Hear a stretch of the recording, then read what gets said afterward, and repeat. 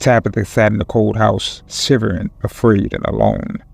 She'd always had her parents to take care of her since the bombs had fallen, but one night they'd gone out to gather food and not come back.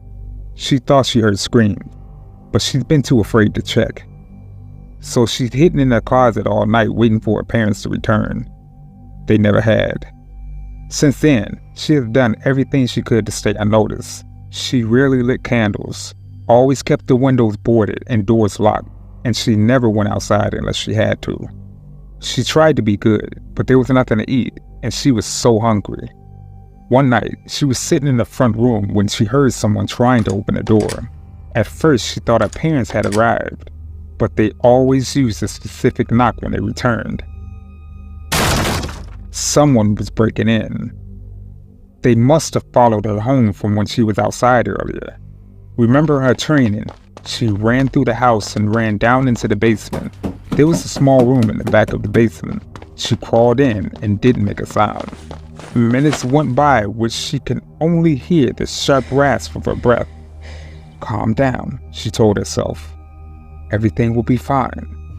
Then she heard the sound of footsteps descending the basement stairs. Don't be afraid, a strange voice said. Your parents told me all about you. They sent me to watch over you. Could they? Nah, they would never send anyone here. She remained silent. The footsteps started getting closer. I know you're down here. What's a little girl like you doing all alone in a big house like this? Don't you have someone to look after you? The footsteps kept getting louder, and Tabitha felt her body tense. Oh, that's right, the intruder said.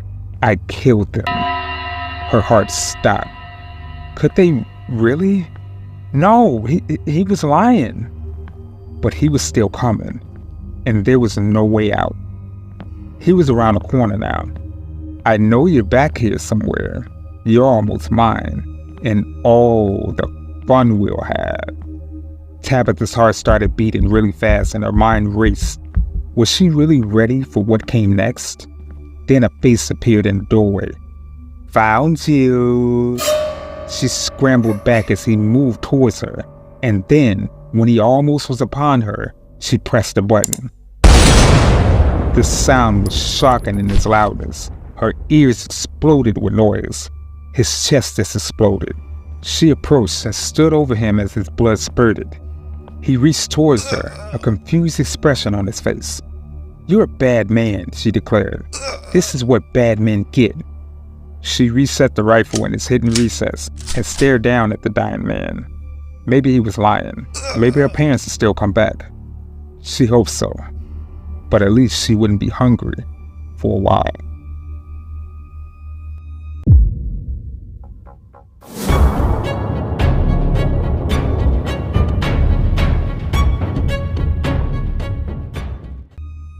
I suddenly sank into the worn-out cushions of my couch. The remote control was slipping from my hands as the television blared an emergency broadcast. My heart pounded in my chest as the voice filled the room with its dire warnings.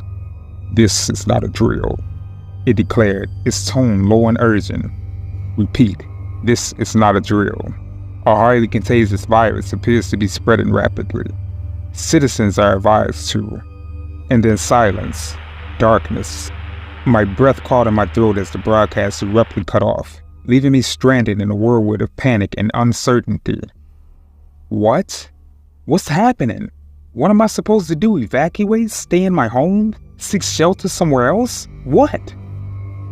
I glared around my living room, the once familiar space now feeling foreign and hostile. Outside, the world seemed to hold its breath, waiting for the next shoe to drop. With the nearest neighbor hundreds of feet away, I reached for my phone, my fingers trembling as I dialed the emergency services, but the line remained completely dead. The words, no signal, emergency in progress, were printed across my home screen. Should I stay inside, boarded up with the windows, or should I leave? The uncertainty gnawed at me, twisting my stomach into knots. Outside, the streets were deserted. The usual sounds of life were replaced by eerie silence.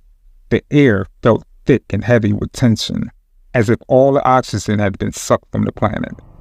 Occasionally I heard distant voices followed by terrifying screams. But apart from that, it was mainly silent. Not even the sounds of nature can be heard. What's happening out there? I paced the room after boarding up the house, my mind racing with 1,000 different scenarios. It's not like I had the internet to answer all of my questions. What if I made the wrong choice? What if I never see my family again? What if I just never see anyone again? What do I do about food? About water? What if someone tries to break in? What if someone friendly comes along that needs help? Do I let them in? What if they're just pretending? And just exactly what kind of virus are we dealing with? As the hours passed, the bags under my eyes grew larger and larger, and I found myself still grappling with the same questions. The world outside remains a mystery, hidden behind poorly locked doors, a few planks of wood, and thinly veiled closed curtains, leaving me with yet another unanswered question. Just what exactly comes next? Good evening, everyone. If you happen to like our content, then please like, share, and subscribe. Subscribing is free. If you ever feel the need to change it, you can always do so. Make sure you hit the notification bell so that way you never miss any of our content. Now back to the video.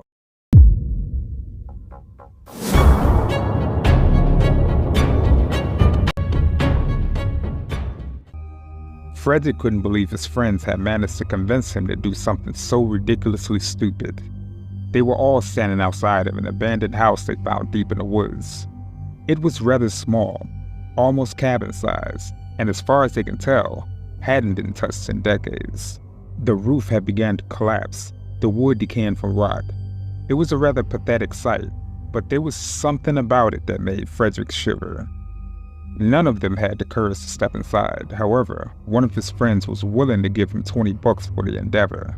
Despite the worry he felt, rationally, there was no reason to walk away from such a challenge. Frederick's friends stepped back as they watched him slowly open the door. It creaked violently.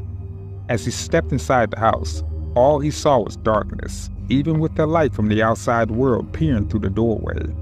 He tried squinting to make some of the detail without much success. As he took another step, he heard the door slam behind him with great force. His friends were probably screwing with him, yet he still felt uneasy. Frederick banged his fist against the door, pleading to be let out, but no response came from outside. His heart was racing. Surely his friends wouldn't be that rude. This had to be some sort of mistake. In fact, it was rather odd, as the ambience from the outside was completely silenced. Not a single sound could be heard. His eyes tried to adjust to the darkness, but he could still see nothing. It was as if this place somehow repelled the light altogether. Frederick could do nothing but huddle in the corner, afraid to move or touch anything that might be inside with him. As he waited, he slowly faded into sleep, his mind drifting, doing his best to forget the nightmare he was trapped in. It felt like only minutes had passed when he heard the door open. He felt strange, tired almost, physically weak and mentally exhausted. His friends must have finally gotten bored of the lackluster prank. He lifted himself up with great effort and approached the doorway. A couple of men stood outside examining the place in odd clothing. As Frederick walked outside confused, the men saw him and jumped. "Whoa, sir, are you all right?" Frederick didn't understand. Where did his friends go?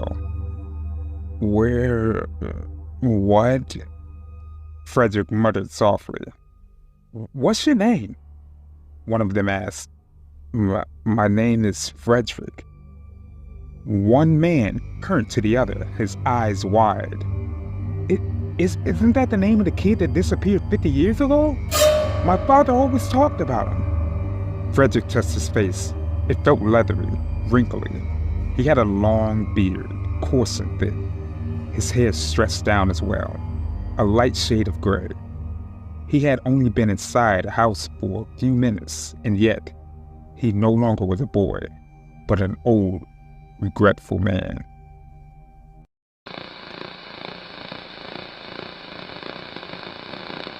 Good evening, everyone. This is Yeti K, and this is the end of the video. please leave a comment and let us know your opinions on the matter. If you happen to like this content, please check out our other videos. Make sure you like and share amongst your friends and family to help our community grow. You happen to be new to this channel? Please make sure you subscribe. It's free and you can always change it in the future. You have some terrifying story suggestions? If so, make sure that you send it to my email, fearofthedarkstories@gmail.com, and I'll feature it in a future segment. But you guys stay safe out there, and remember to always be afraid of the dark.